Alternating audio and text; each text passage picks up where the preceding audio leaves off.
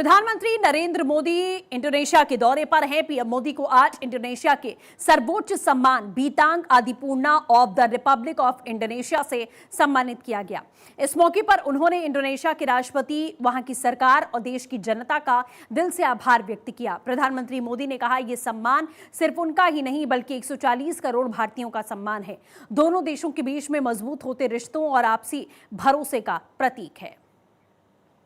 आज सुबह मुझे बहुत स्नेह के साथ, आदर के साथ इंडोनेशिया का सर्वोच्च सम्मान दिया गया है।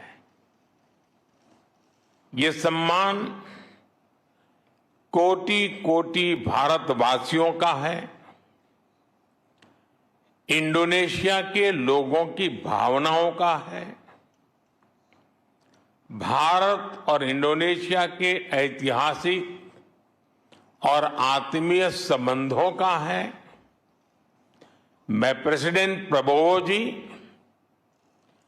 इंडोनेशिया की सरकार और यहां की जनता का हृदय से आभार व्यक्त करता हूं।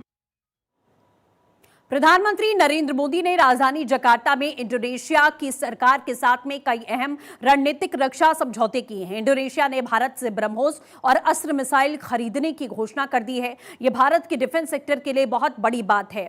ब्रह्मोस मिसाइल का इस्तेमाल पाकिस्तान के खिलाफ में पिछले वर्ष किया गया था। आपको जानकारी दे दें, और कितनी घातक है यह मिसाइल, उसे पूरी दुनिया उसका उदाहरण देख चुकी है। प्रधानमंत्री मोदी और इंडोनेशिया के राष्ट्रपति प्रबोवो सुबियांतो की मौजूदगी में दोनों देशों के बीच में करीब 20 महत्वपूर्ण समझौतों पर यहां हस्ताक्षर भी किए गए हैं।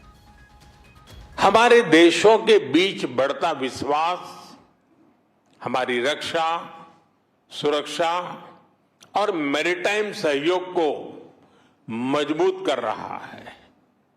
आज हमने डिफेंस एक्सचेंज, डिजास्टर मैनेजमेंट और इंडस्ट्रियल सहयोग बढ़ाने पर सहमति बनाई। अब हम दोनों देशों के कोस्ट गार्ड हिंद महासागर में मैरीटाइम सेफ्टी और सिक्योरिटी के लिए मिलकर काम करेंगे। ब्रह्मोस मिसाइलों के अलावा भारत और इंडोनेशिया ने चुनाव प्रबंधन और ईवीएम के विकास में सहयोग बढ़ाने पर भी समझौता किया है। यह भारत के चुनावी अनुभव और तकनीक के अंतर्राष्ट्रीय स्तर पर बढ़ती हुई स्वीकार्यता का संकेत माना जा रहा है। वहीं हिंद प्रशांत क्षेत्र में सहयोग को मजबूत करने के उद्देश्य से समुद्री सुरक्षा से जुड़े हुए समझौतों को भी अंतिम रूप यहां पर दिया गया है। अंतरिक्ष क्षेत्र में भी भारत और इंडोनेशिया ने सहयोग बढ़ाने पर सहमति जताई है। इसके तहत में सैटेलाइट तकनीक, अंतरिक्ष अनुसंधान और अन्य वैज्ञानिक क्षेत्रों में साझेदारी को आगे बढ़ाया जाएगा। इसके अलावा प्रधानमंत्री नरेंद्र मोदी ने इंडोनेशिया की संसद को भी संबोधित किया। पीएम मोदी ने इंडोनेशिया की संसद से पहलगाम हमले का जिक्र किया। उन्होंने कहा कि पहलगाम में पिछले वर्ष हुए आतंकी हमले में इंडोनेशिया भारत के साथ खड़ा था, इसीलिए हम इंडोनेशिया को शुक्रिया कहते हैं। पीएम मोदी ने आगे यह भी कहा कि भारत का दृढ़ विश्वास है कि संयुक्त राष्ट्र सुरक्षा परिषद में सुधार में अब और देरी नहीं की जा सकती है। प्रधानमंत्री मोदी ने कहा कि भारत स्वतंत्र इंडो पैसिफिक का प्रबल समर्थक है। मोदी ने कहा कि भारत एक स्वतंत्र, खुले और समावेशी इंडो पैसिफिक का पुरजोर समर्थक है। भारत इंडो पैसिफिक में आवाजाही की आजादी में विश्वास रखता है।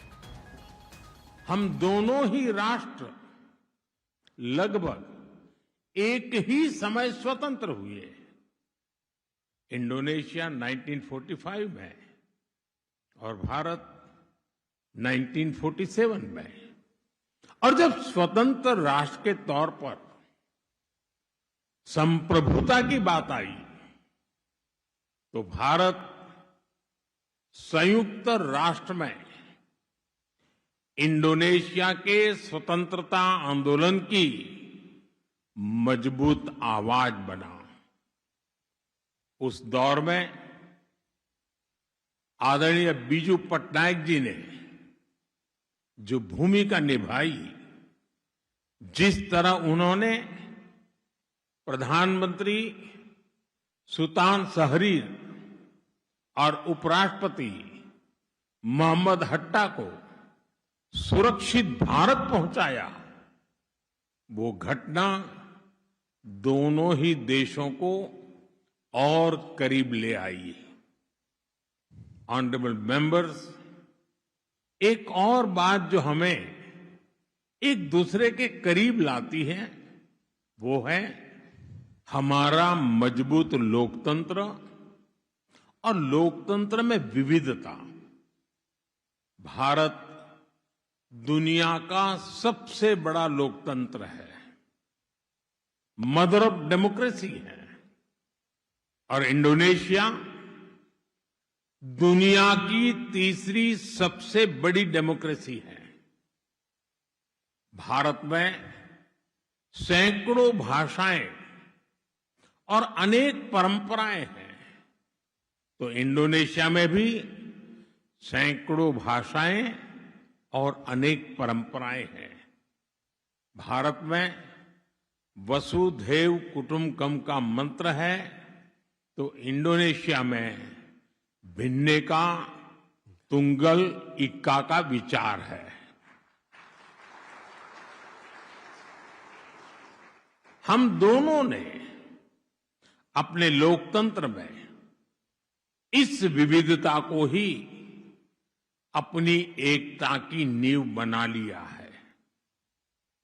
ऑनरेबल मेंबर्स, 1950 में जब भारत ने अपना पहला गणतंत्र दिवस मनाया था, उस समारोह के मुख्य अतिथि भी राष्ट्रपति सुकर्णो ही थे, और जिसका उल्लेख अभी आदरणीय स्पीकर महोदय ने किया। और उस दौर में बांडुंग सम्मेलन में राष्ट्रपति सुकर्णो और प्रधानमंत्री नेहरू ने दुनिया को यह स्पष्ट संदेश दिया कि स्वतंत्र देशों को अपने निर्णय स्वयं लेने का अधिकार है।